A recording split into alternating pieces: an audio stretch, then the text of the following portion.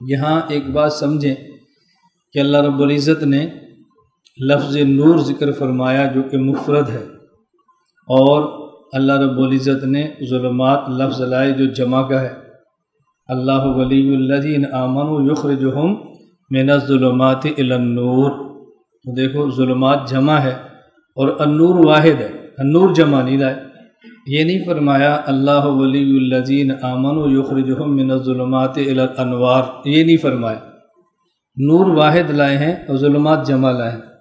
اس سے معلوم ہوا گمراہی کا راستہ ایک نہیں ہے، گمراہی کے راستے کئی ہیں، اور حق کے راستے کئی نہیں ہوتے، حق کا راستہ ایک ہی ہوتا ہے۔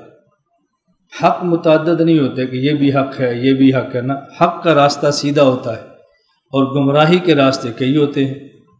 آپ ایک چھوٹی سی مثال سمجھیں، ایک ایمان ہے اور ایک کفر ہے۔ ایمان نام ہے نور اور کفر ظلمات ہیں۔ اب دیکھو کفر کی اقسام ہیں، ایمان کی اقسام نہیں ہیں۔ آپ کتب پڑھیں اور کسی سے آپ پوچھیں کہ جی ایمان کی قسمیں کتنی ہیں، یہ سمجھانے کے لیے ایک ایمان کی صفت مفصل ہے، صفت مجمل ہے، یعنی ایک یہ کہ آپ خلاصہ اور ایک تفصیل، تو یہ قسمیں نہیں ہیں، لیکن کفر کی اقسام ہیں کہ جی کفر کی اقسام کتنے ہیں۔ ایک کفر وہ ہے جسے جو کفر انکار کھلا کھلا کافر ہے، ایک وہ ہے جو اندر سے کفر ہو ظاہر سے مومن ہو جیسے منافق کہتے ہیں، ایک بندہ ہوتا ہے جو ہو کافر اور خود کو مسلمان کی جیسے زندیق کہتے ہیں، ایک وہ ہے جس نے کلمہ پڑھا اور انکار کر دیا جسے مرتد کہتے ہیں۔ اب دیکھو کفر کی کتنی قسمیں آ گئی، ایک کافر منافق ہے، ایک کافر مشرک ہے، ایک کافر زندیق ہے، ایک کافر مرتد ہے۔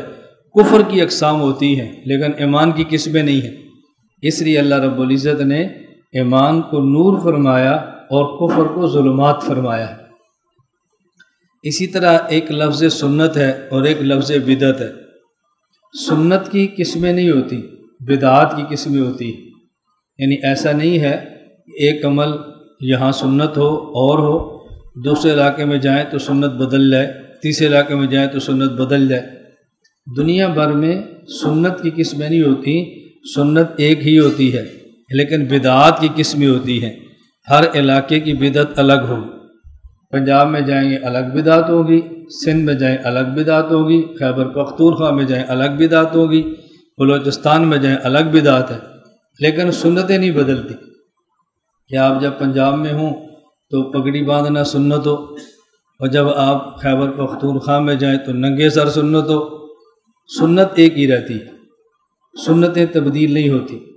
اس لیے سنت کو النور فرمایا اور بدعات کو ظلمات فرمایا ہے۔ بالکل قرآن کریم کا آغاز ہم سورۃ الفاتحہ پڑھتے ہیں تو اللہ سے ایک دعا مانگتے ہیں، اہدنا الصراط المستقیم صراط الذین انعمت علیہم غیر المغضوب علیہم ولا الضالین۔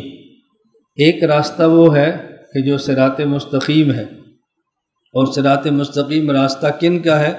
جن پر اللہ نے انعام فرمایا، یہاں کوئی قسمیں ذکر نہیں فرمائی، جن پر خدا نے انعام فرمایا۔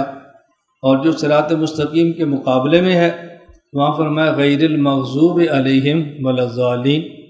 تو صراط مستقیم والوں کی ایک ہی قسم ہے جن پر خدا نے انعام کیا، اور صراط مستقیم سے ہٹنے والوں کی قسمیں ہو گئیں، ایک مغضوب کی ہے اور ایک ضال کی ہے۔ اس لیے صراط مستقیم والے النور ہیں، یہ دیکھو واحد ہے، اور اس سے ہٹ کے چلنے والے ظلمات ہیں، وہ کئی راستے ہیں، تو اس کو جمع سے تعبیر فرمایا۔ اللہ ولی الذین آمنوا یخرجہم من الظلمات الی النور۔